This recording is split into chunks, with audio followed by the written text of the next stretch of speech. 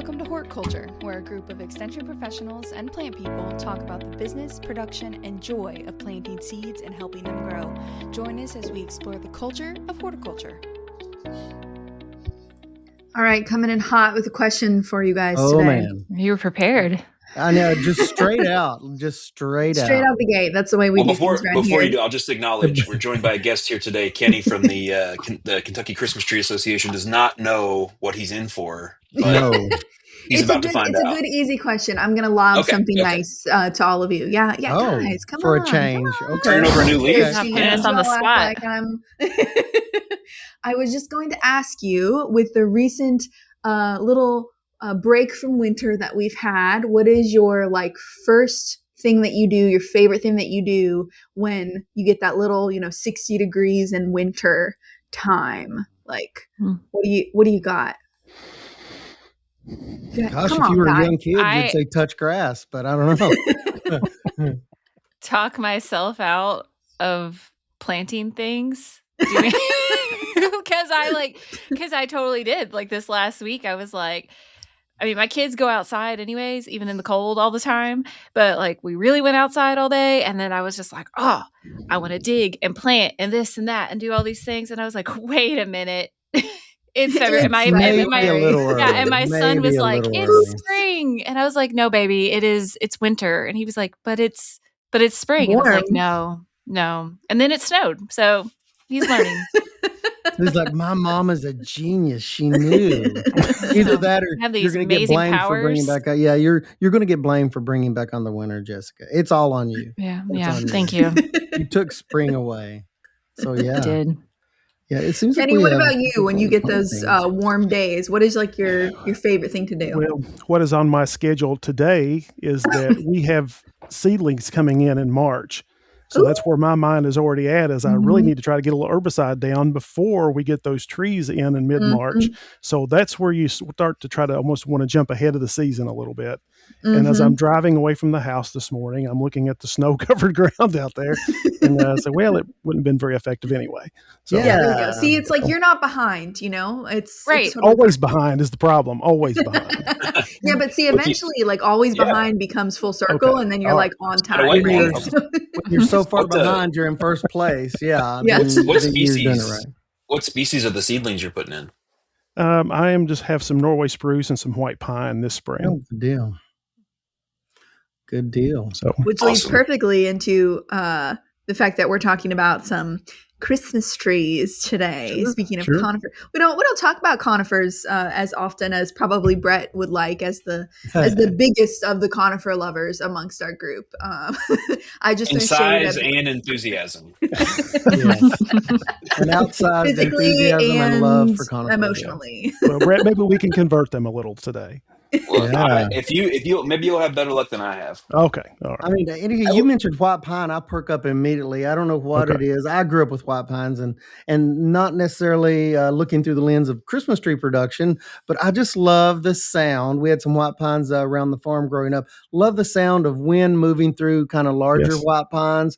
They're one of my favorites. They to this very day, I don't care what we're talking about. When somebody says white pine, I perk up. So Brett, me and you both, we're on the evergreen train today. So yeah. See, the only thing from when I hear white pine, I think white pine decline and all of the trees people have called out over the years. It's like trees are dying. I'm like, well, they're about 25 years old. We try to steer it in a positive direction, but Alexis is not bringing us back around. She is turning a 180. Okay, I'm a realist. It's who I am. Turn that smile upside down. When I think, to answer your own question earlier, when the warm weather comes, I just think this is probably one of the, there's only so many more times I'm going to feel the warmth of spring. I'm just in decline now. That's how I feel when you just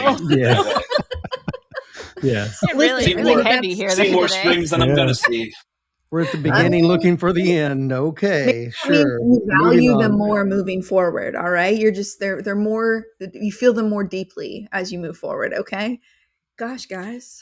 Anyways, so Christmas trees. Yes, thank you, Jessica. Thank you. Talking about something wonderful today. Yeah, Christmas trees. Things that bring people joy during the holidays.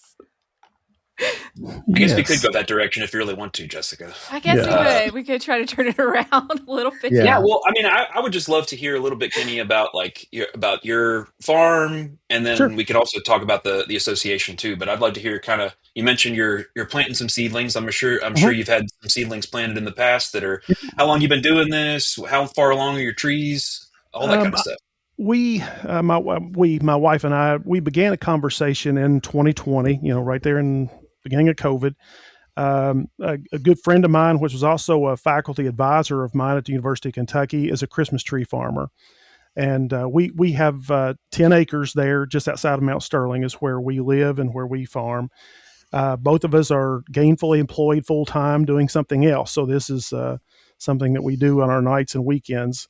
And we went to this individual and asked him about 1,000 questions as we were contemplating a small agricultural enterprise.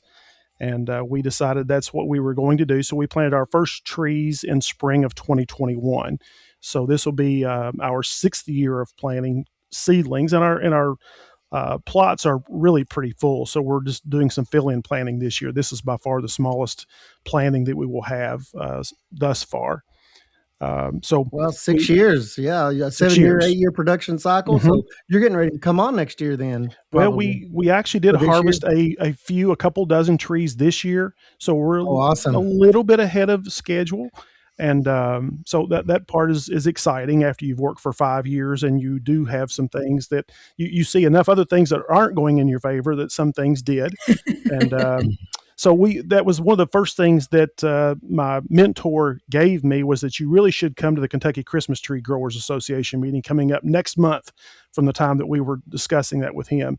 And we did find it very useful to be able to meet other growers, talk to them about the challenges, what we should do, what we certainly shouldn't do. And so we've capitalized on that. And we've been very active in the Kentucky Christmas Tree Growers Association since then. Who Uh, was that? Who was that person that you worked with? You can Dr. give a Bill shout out. Moody. Dr. Bill Moody. Okay, He was great. he is an animal. He's retired. He's an animal science professor at the University of Kentucky. I'm an animal science major. I grew up milking cows and raising tobacco and, traditional agriculture as far as I know that to be in Eastern Kentucky. And so that was my background, as we certainly was around hay production and corn and those types of things. But I also worked in tobacco research the whole time I was a student at the University of Kentucky. So that's really all I know is agriculture. So that's what I've been around my entire life. And I am an owner and operator of a farm equipment dealership now. So I've been around agribusiness my entire professional career. And I guess you like to see things grow, and it's hard to give up the production part. So as we were talking about doing something on our little corner of God's acre there, we got into the Christmas tree business. You mentioned that you were involved. It sounds like a lot of traditional agriculture, and you mentioned Yeah. tobacco. I will not terrorize you by bringing up Dr. Neesmith's name. I don't know if Oh, you yeah. ever ran into him. Yes. Yes. I figured you had some dealings with him way back in the day in tobacco, but it sounds like you have a lot of great experience in traditional agriculture. And I'm always curious, especially with the Christmas tree growers, because it is a different sort of thing. It's got a longer payout, it's got a different kind of labor schedule. But what brings someone like yourself that's more familiar with the more traditional end of agriculture in Kentucky, what brings you to the Christmas tree end of things? Was it your wife's enthusiasm, or did you have to bring, or what was it? No, that wasn't it. No. Sorry. I No. always am Immediately. curious about that too. Immediately, no. Hard no. Yes, I heard that. Yeah. we both of us grew up in rural Kentucky, and living in Mount Sterling for raising a family. We lived about a mile away from Walmart and Kroger's and all those conveniences of which we did not have growing up, and she was very accustomed to that. So it took me a little bit of prying to get her to move 4 miles outside of town.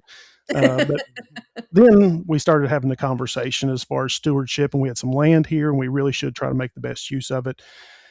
She made me compromise on animal production, so there'll be no animals because of lifestyle and weekends and that kind of. I said, okay, that's all fine, that's all well. So as we started talking through some things, that's when the question, I knew that Dr. Moody was raising Christmas trees, and you don't have the problems with Christmas trees getting out in the road and stuff like you do with cattle, and so we met in the middle somewhere there. And like I say, you part of the things which we also had to work around is we had the land. I do have availability to equipment. How do we make this work in our lifestyle? Because I don't want a farm market that's open 6 months a year. So the Christmas trees fit very well. It's a very closed retail market. It lets us do much of the physical labor on our schedule, so we can do it at nights, weekends, whatever we need to do there. So it really does fit into what we had going on. And then if you Can I watch a ask you? Hallmark movie, there's no Hallmark movies about raising pumpkins. No, That's right. no. Yeah, What else? it's always the pretty stuff. Yes, absolutely. Sure. Yeah. What else was on the short list that got scratched off before you arrived there? Do you recall that? Maybe pumpkins is one of them. We really what we had out there was this was all hay ground. Hay production is what the ground was being used for up to this point. But we had no desire to get into pumpkins, vegetables. We really did not have a desire to do that. So after she said we couldn't have livestock, that's really where it turned into put us Kind of into steered the ship. yes, Yeah. it sort of put us Yeah. into a corner there. Well, some of those things, I mean, when cows need to be fed, they need to be fed, or milked when they need to be milked. Yes. Yeah. So it sounds like that it was is it fair to say, kind of a life fit for you guys, it sounds Yes, like. exactly. Yes. And I It hear worked that a lot. because we already had the property. Yeah. And as you start to think about, if you have 10 acres and by the time you say, well, there's a pond and there's our yard and the barn, and there's very limited how much land is there. So how much of an agriculture enterprise can you have on 5 acres of land? And Christmas trees actually allow you to have a decent amount of gross revenue coming off that small acreage. So there was a critical mass is the way I would put that terminology. Yeah. It seems like so many times fit's very important all across the state in any ag enterprise, but specifically as you go towards more hilly regions, it has to be a fit for the land, not only a fit for the family, it sounds like for you guys. Sure. We talked to folks a lot about that and how it fits in with your family. And we talk about it's kind of like grapes and some other enterprises, apple trees, orchards and things. It does have a longer payout. So it sounds like, you guys made all those considerations when you were Right. thinking about getting into this. Yeah. Yes. Good deal. With Christmas trees, it is not a huge capital outlay. If you already have the land, the commitment is more toward the labor that it's going to take. And that comes back to what's the management system that you want. And from our perspective is we wanted to keep it mowed down. We wanted to look attractive. We did not want briars and, things growing. So we do spend about 7 to 8 hours a week mowing. And that's really when the other question that came back up is whenever it turns 60 degrees, what's in your mind and go, oh no, we got to start mowing in about a month. The sod is growing. So I wasn't looking forward to that. Yeah. Because once we start, it's just what we do. Don't And stop, you still work in your fertilization and your tree shearing and all that kind of stuff. Yeah. I talked to a lot of folks who are like, oh, it's so little labor. We're into something that with very little labor. I'm like, well, this is not it. There's some labor involved. Right. That's There's very little horticulture that is as little labor, correct. at least as people want. There's a spectrum for sure, but this whole plant it and forget it timeline is not really what people think it is. Yes. Photos that you see online about all those different production systems in horticulture make it look often glamorous and easy, and Very you're just going out Instagram-y. there, Yeah. plant a Christmas tree, and then a couple years later just cut it down. That's it, right? Hey, Hallmark So- never shows Yard by that. themselves. I'm blaming Hallmark for this and Lifetime TV. That's Yes. right. They never Getting show the married mowing in the spring. They never Yeah, show any no. of that part. No, we're shearing. They just show the mayor of a That's Praying small for town spider and mites. someone That's that, right. Somebody's they falling never in show. love, and there you have it right there. But that's got to help with marketing, though, because Yes. it's one of those things. I know it doesn't sell itself. Christmas tree production, a lot of hard work, lots of sweat equity in there. But it's A one lot of the those marketing things that is being done, right? Like you Positive have to do vibe. some, but there's a Sure. lot more being done for you, I think, of in some positive ways vibe. than like a Yeah. cucumber is. Yes. There's pictures painted in people's minds as far as going out to a Christmas tree farm because they see those things, and some people have that tradition, some people do not, and they desire to make that, and that's also part of the fun part of it is that it is 99% of the time it is the best environment to sell. People are happy to come and see you year after year. You start to get to know their families. It is a neat experience. So that part is very, very good. So what would you But you, say you dislike about growing Christmas trees? Sounds like you all have made some, good decisions that makes it work for you, but what do you dislike about it? Well, I mean, Negative. it's laborious. I mean, it's you're there's no Mhm. shortcuts. We do not have Mhm. any hired labor, so it's me and my wife, and that's who's going to go out and the work has to get done. But that's agriculture, isn't it? I mean, Mhm. that's whether it's horticulture or just agriculture. The work has to get done, and I've never been one that works from 8 to 5, and you work until you get the job done, and so that's always been part of my mentality. So really, there's part of the most discouraging part. It's not necessarily a part that you hate. Is whenever you go the effort of planting trees and you watch them die. Oh, Uh, yeah. Oh, and yeah. that's the learning curve that you have, is that you try to figure out which species will work on the land which we have and under Mhm. the management which we have, because we were talking about another grower just prior to going on air, and they have irrigation systems. I do not. So whenever we have this, 2 months or 6 weeks of Mhm. no rain, that's not the best on a lot of the things which we try to plant and grow there. So that's part of the big learning curve, is helping us come to the point of realization. I can grow this and this, but I cannot grow this and this. Mhm. So we were talking a little bit of the same thing about what we're growing, and um, the disappointment of thinking, hey, I can overcome my soil and I can I'll plant overcome the weather. Colorado blue spruce You everywhere. must you must well come to the realization of, no, you can't. So I'm Well, becoming more of a realist Yeah. okay. in this And so process. you started on a high point. Now you're at a real Yes, point. It sounds like. Well, yes. well. On the vein of positivity, Alexis. I mean, you guys have several years under your belt now. I mean, are there some positive surprises or some things that's kind of growing in a certain direction in a very positive light? With the growing the Christmas trees that maybe you hadn't considered, or is just a kind of a real plus. As I mean, it doesn't matter bringing people to the farm or just the whole marketing end of things, the direct sales, just whatever. I mean, some things that have been kind of a pleasant surprise. I know there's lots of challenges each Sure. and every year with things. It's an enterprise that what we have found is that people want you to succeed. Even the Okay, people who don't come and buy from you want you to succeed. Because they think it's a neat thing and they want it in oh the community, yeah, and so it's fun to have supporters, because often, in production agriculture in whatever form or fashion, you feel like you're out here on your own little plot and it's you against the world, and that's not necessarily the case. And I think you really see that in a lot of agritourism, and that's where we sort of put ourselves into that category. Is people want you to be part of that community and they want you to succeed. I mean, are you guys known as the Christmas tree people now there Yeah, locally? yeah, Yeah.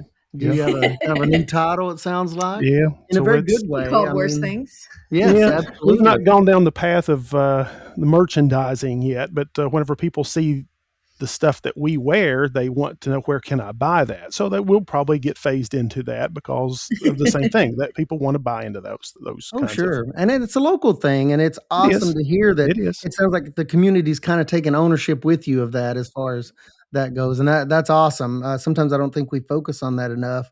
When you feel supported not only by the technical side of things, like the association and other help that you get Mhm. along the way, but just the community and the positivity that sort of brings. It's a very good point. Yeah, it's Well, great. and there's even more to, really, when you come back and you see the programs that are available from the state to assist in diversifying agriculture. That's a big deal, because often it's the soybeans and corn now, and it used to be tobacco. Those bigger programs demanded the support, they demanded the dollars, and those things. Those need support. I'm not talking against those, but as we are trying to diversify into more horticulture type programs, those supports are needed as well, especially with the learning curves that most producers are trying when they're transitioning. For someone like me, which has been much more traditional in agriculture, but now we're trying to take on a different enterprise, which I have no background in. So it's a whole different set of knowledge and experience that you have to gain, and it's good to have those programs available. Yeah. It's, interesting, yeah, your take on that, I love it. So you were kind of talking about we've talked before, like I have some Christmas tree growers in my county, and like some of the challenges that they've had, especially disease issues. Has that led you? I know they have been looking at more like unique varieties of trees to try to plant to like try to combat that. Is that something that you all are doing, or you might not have the same Yes, issues as they are having a lot of like Phytophthora issues going we on do. their property? I get to deal with that on a very regular basis, and that's part of what we have to come to the realization when you're dealing with clay-based soils, of which that's what I'm dealing with. It was a little different experience when I worked at UK's research farms. Their soils are so Oh, different yeah. from what we Spindletop is have. like That's perfect, right? correct. Yeah. That's Yeah. correct. So the drainage is totally different. Topsoils are totally different. In the world that I'm living in, I'm working on very little topsoil, a lot of clay. And if you're trying to grow Fraser firs or really any type of firs, you're going to struggle. And I've struggled for 4 years. Well, guess what? In year 5 and year 6, man, I'm a lot smarter. I quit planting firs, and my success rate's going up tremendously.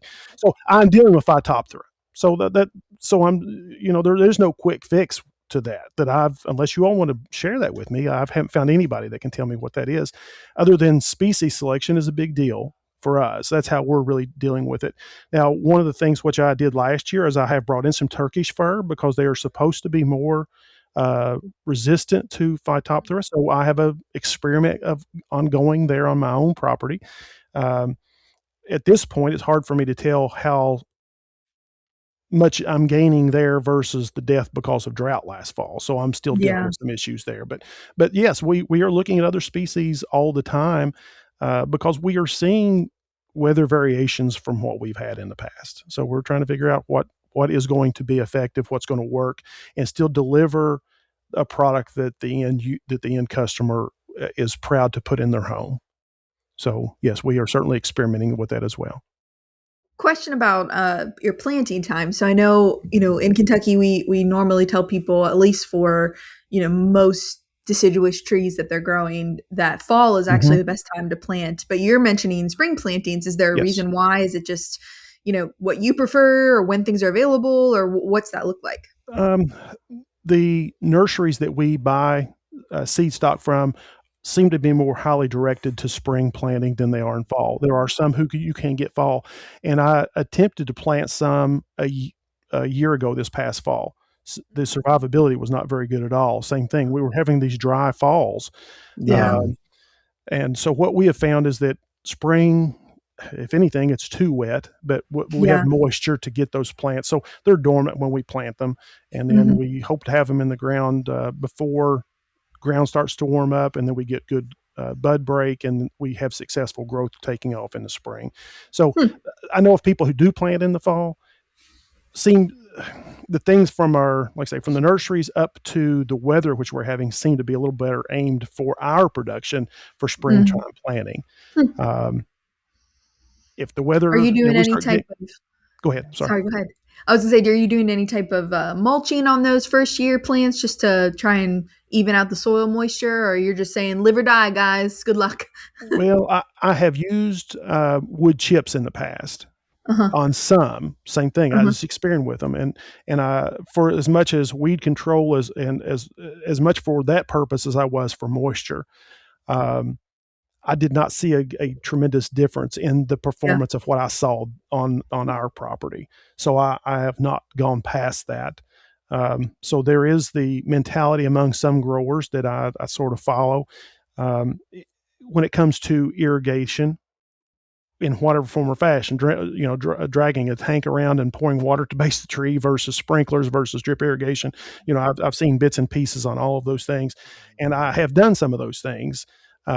Like in the fall planting, I did go out and water those because after you take the time, to me, it's not as much about the money as the labor. After I go out there and sweat over these things to get them in the ground, I would like for them to live. Right. But anyway, so I have almost adopted the idea of if I want 50 to live, then plant 100. So because it's almost easier, and for me to figure out the investment of drip irrigation doesn't seem to make sense to me on my property. What I love hearing you say is that you're experimenting, one, and number two, you're kind of running the numbers, right? Like you're saying, Sure. yeah, I could put in the drip, but I'm, you're I think sometimes going back to that romanticizing of farming in general, right? It's people forget it is a business, and so Yes, it is a you're business. taking that seriously, especially when you're looking at 8 years, 7 to 8 years, and return on investment there. Yes. Like that's huge. So it's just Yes. exciting when I get to hear a farmer like crunching the numbers.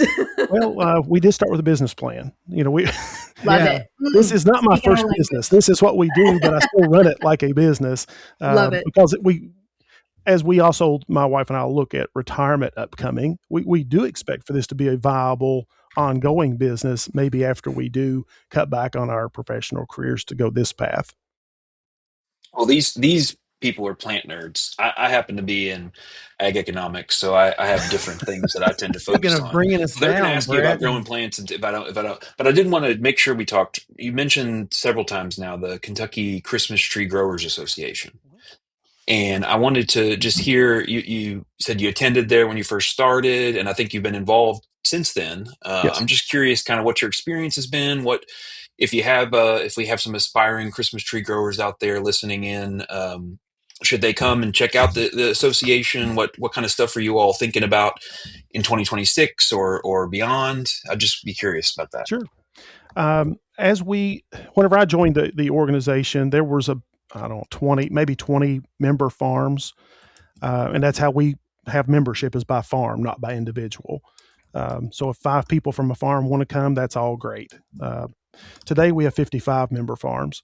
So we are seeing a growth in new individuals coming into production of Christmas trees.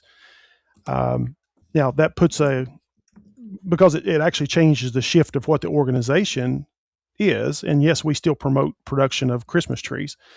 But we have a handful of veteran growers, and I'm talking about multi-decade type growers, people that have been around the block multiple times. And really what I have found is these are a wealth of knowledge, a wealth of experience, and they're very, very open to sharing that information with other people. So it's not like, well, this is a new farm, they're going to be a competitor to me. That's not the perception. So as we are up to 55 growers, what we really have to identify as an organization is, yes, we want to promote the industry, but two, we have to be the educational component. As much as we would like, and you can look at the staff at the University of Kentucky and Extension, it's never been that large of an industry to make it viable for the university to invest in staff the same way they do other enterprises. So we get that. We know that. So that's part of the charge that we have as an organization, is we have to offer that educational support to our growers as well. So that's where much of our meetings is tied around trainings. And farms, our local farms will host. We've got one coming up in March on planting practices. So there's supposed to be an actual mechanical planter there as well as hand planting. And so we can do some various training with individual growers to see what works for them. What are the best practices as far as root dips or those types of things, which we can talk about. One of the most intimidating things for most people is shearing. How do I trim that tree after I get it to start growing, and I still want it to look like a Christmas tree when I'm finished? Because hey, I've butchered them. That just but it's good to have those resources to help us learn, because none of us, or at least I didn't know anything about Christmas trees growing in the production side of them before we started. So I've leaned heavily upon these experienced growers, and as I'm learning, I certainly try to make myself available for other growers who are looking to maybe come out and visit the farm and look and learn on what we might be doing right and things you probably should not try to do. It's an interesting component to the nature of the industry, is that even if you did look at people as a competitor, you've probably got a 7-year head start as far as if you're in Yes. production. So Yes. Yeah. there's a different, almost a different way of thinking about it in terms of the longevity of the industry and handing things off. Like I just, anytime that you start to have longer time horizons that you're thinking about, I Mm-hmm. think it just changes the nature of the conversation, and the that there is this kind of slingshot lag effect in terms of production, when you're going to get stuff out. So that's really cool to hear. And of course, we work a lot with the Kentucky Horticulture Council, and Sure. this association is one of a large number, actually, of grower associations that do a lot of support like this. So that's really cool to hear. I'm going to shoehorn in one more ag econ, in this case, question, and I'm curious. you've been in around this, and you're talking with lots of different growers. What do you see on the consumer demand side? Do they just want a beautiful, idyllic local Christmas tree? Do people come to you and they're quizzing you about the species you have available? I know there's all kinds of things like how I don't even know. There's needle loss and there's branch elasticity and all these other Sure. things that factor in that we don't necessarily think about. What's your as you're thinking about your consumer and you're thinking about the trees you're trying to grow for them? What are some trends or things you've seen about that? Okay. Um, One, I think sometimes we have preconceived ideas in our minds. Um, from the perspective, if you go out and look at cut Christmas trees across the board, if you go to a big box store, they're pretty much all going to have Fraser firs. That's what they're going to have. And that sounds good. There is a farm in Kentucky who effectively grows Fraser firs in the Lexington market, and they do very good. He's an excellent producer. But when it comes back to soil types and those types of things, that doesn't work on our operation. It doesn't work on most Kentucky operations. So he's a wealth of knowledge. He's very open, and I'm very appreciative of this individual. But if I were to line up species in front of the typical producer and say, all right, here's a fir, and here's a spruce, and here's a pine, and if I ask them, most people couldn't tell me which one was which anyway, in reality. So sometimes they have a preconceived idea, but it's an idea. It's not necessarily based in reality. So this year, what I've for the last 3 years, I have brought in pre-cut trees from North Carolina. I brought in some Fraser firs just to help get people acclimated coming to our farm. This year, since we had trees available on a limited basis for someone to come out and cut your own tree, you come out, identify it, cut it, do all that deal. We had a number of people who were very happy, even though I didn't have fir trees. Not a Fraser fir. I didn't have any fir trees. I've got some Norway spruce and I've got some white pine. And we had the conversations. With Norway spruce, sometimes there can be issues with needle loss, but it is a rigid branched tree. And what I have harvested Norway spruce the last 2 years for my personal use, and I did not see those problems. Now, I'm also very diligent to talk to them about, you must keep this plant in water. You must do try to keep heat away from this tree. You must do these things. If you have a white pine, you may love the smell. All of those things. Just understand it's not the best tree to handle heavy ornaments. So you try to help them set their expectations on what the tree is. But I had people that were much more enthusiastic about going and cutting the tree than what species it was. Yeah. Which I'm very pleased with, since I have thousands of white pine and thousands of Norway spruce planted. Yeah. Now the other side of that is I've had landscapers who've come out and said, look, if you can't sell those Norway spruce, we'll buy them all from you for landscaping. I was just going to ask if you I'll have a backup if something were to not work out well there. Yeah. How about that's great. greenery? Well, I just had one. Yeah, go ahead. That's okay. There's a really interesting parallel there, I think, with the wine industry in Kentucky, where people are used to, in the same way that they think, well, I want a Fraser fir because that's what I've gotten, before. They'll kind of roll into a Kentucky winery and say, well, I want a Cab Sauv. Can you grow a Cabernet Sauvignon? And the response is very similar, where it's kind of like, well, no, but if you like this kind of big body, bold red with this nice tannin content, and so maybe it's a decent amount of oak, try this other variety that we can grow here. And I think that that's a really interesting, because it gives them a little bit of a story that they can then take when they take that bottle of wine, or they have that Christmas tree set up at their house, to say, well, actually, I know a lot more about Christmas trees and wine now than you do, my guests who are coming over. Let me tell you about this experience I had out with Kenney, or with one of the wineries in town. And so I think that's a really cool aspect, because there's a little bit of an agricultural education component about locality and terroir and all those other fun things. But sorry, Ray, I cut you off. No, not at all. I was just going to ask, you had mentioned balled and burlap, which I was kind of curious about if you're going to do any of that at all. I know digging's its own thing, especially Alexis, if you like falling in planting holes. I think some of us have done that have ran across Christmas tree farms, but it seems like a lot of the different operations I ran into, they didn't set out to do greenery, but that's become big. Are you guys thinking about any cut greenery in the future? Is that even a consideration? Well, let me talk about ball and burlap to start with, because I'll have a couple of people, and I'll say a handful of people each year who call and say, do you have live trees? That's the way they don't really, and the problem that I've got is that by the time, if I want to go down the path of saying I want to get the equipment to start digging trees, and then I'm going to have to get a nursery permit, and there, these other caveats that go along with that, it doesn't make economic sense to me at this point. And if I get to a point to where I can't sell them as cut Christmas trees, which is plan A, then I have plan B to come back to if another year or 2 years, if I think that's not going to be a viable option. But it does not seem to be the case today. So I do not have a desire, because if I've already told you I don't have a lot of topsoil.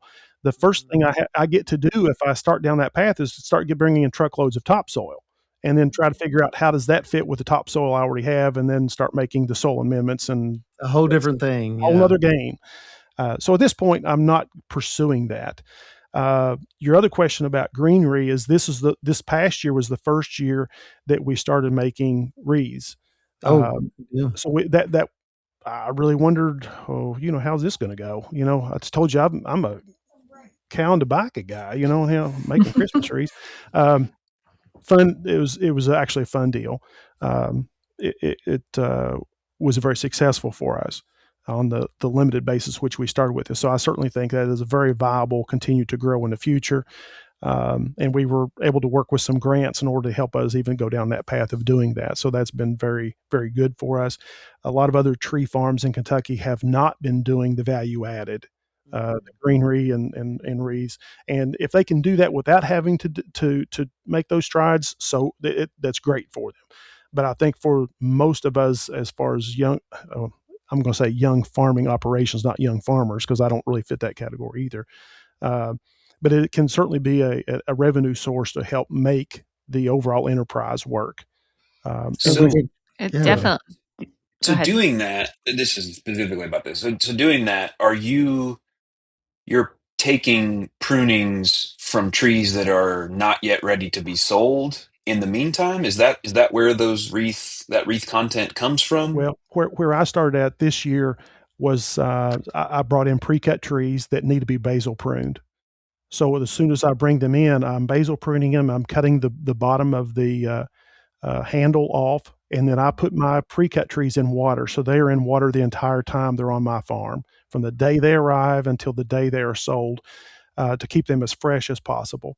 So I have now the bottoms of these Fraser firs, which is quite a bit of greenery. And then what I've also then to add to that as I've gone out, I've got some Scotch pine. I've got some other things that some trees that, be honest with you, aren't the most pretty things in the world. Well, they will contribute to the enterprise when it's all said and done. So I go out and just collect some of that information, some of those that greenery.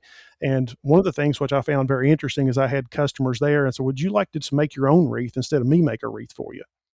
Well, that was the greatest thing. They really liked the experience of making for children, or making for their grandparents, that special touch of getting to handcraft these things for gifts. So, I mean, there's a lot of ways of marketing that. I know some people do wreath classes, but that there is a market for the experience.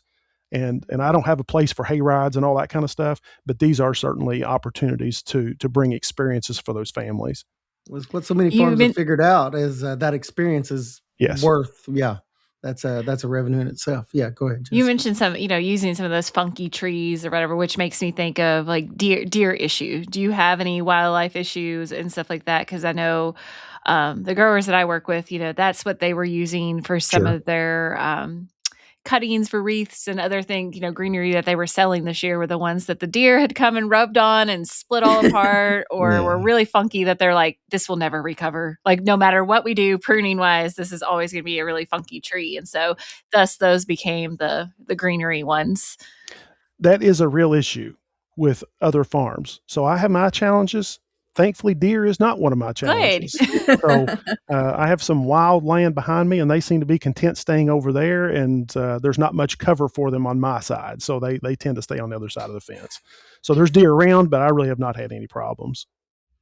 Keeping things mowed probably helps a lot. It does.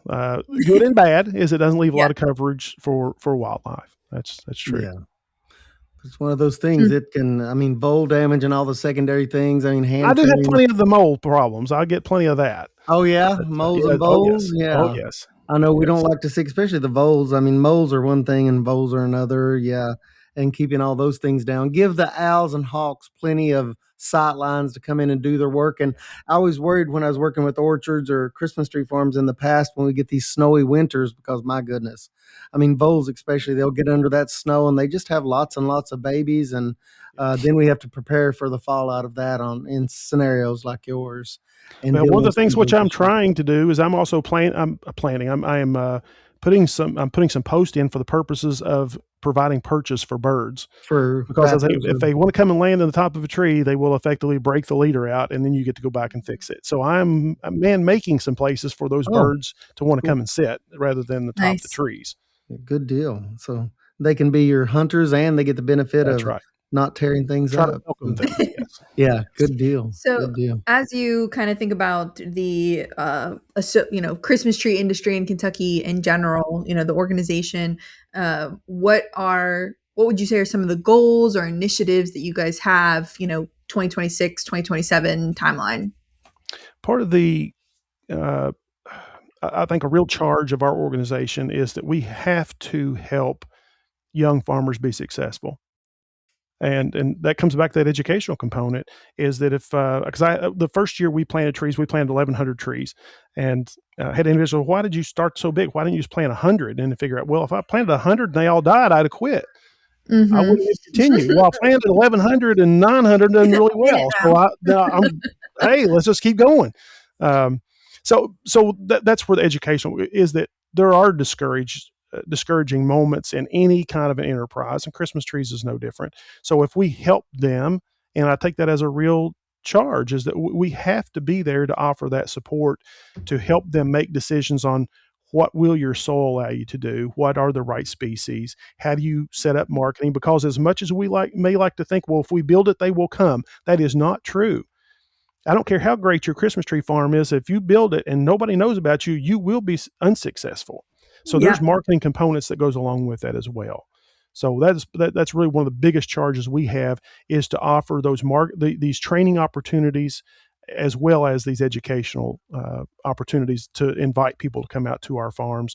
And I think that's also something we also have to help equip extension with, because let's face it, what most extension people are going to go with, who's calling the greasy, the squeaky wheel kind of a thing, who's making all the calls. Well, if you're looking for extension to come out and to help me, most don't have that experience. So Yeah. we have to sort of offer that to support people as well. But I think we have to grow together. Yeah. Well, what would you, as we kind of like wrap things up, what would you recommend a new grower? What would you recommend to a new grower as they start into this like journey of growing Christmas trees? Like, is there anything, Do they you have would trees in avoid the or ground? look for? They don't have trees in the ground?